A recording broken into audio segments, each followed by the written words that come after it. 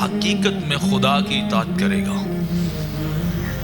یعنی جو آمنہ کے لال کی اطاعت کرتا رہے گا، آپ کے نقش قدم پہ چلے گا، آپ کی سنت کو اپنائے گا، وہ شخص حقیقت میں خدا کی اطاعت کرنے والا ہوگا.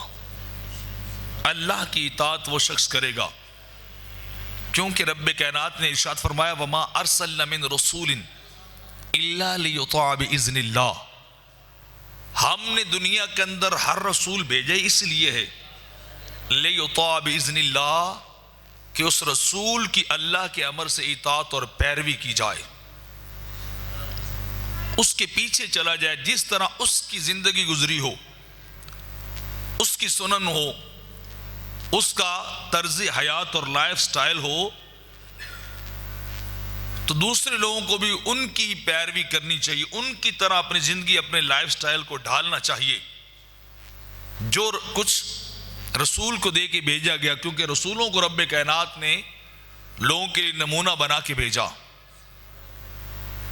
اور سب سے بڑھ کر خالق کائنات نے جو پوری کائنات کے لیے، پوری دنیا کے لیے رول ماڈل بنایا، وہ آمنہ کے لال کو بنایا.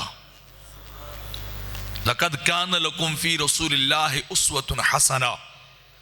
تمہارے لیے میرے رسول کی زندگی میں ایک بہترین نمونہ ہے، ایک بہترین چیز ہے کہ تم اس رسول کی پیروی اور اطاعت کرو، اور اپنی مرضی، اپنی رضا، اپنی منشا کو چھوڑ کر میرے رسول کی منشا کے اندر ڈھل جانا چاہیے. اپنے نفس کو مار کر، اپنی ذات کو، اپنی انا اور اپنی چاہت کو ختم کر کے زندگی اس طرح گزارنی چاہیے جس طرح آمنہ کے لال نے گزاری ہے.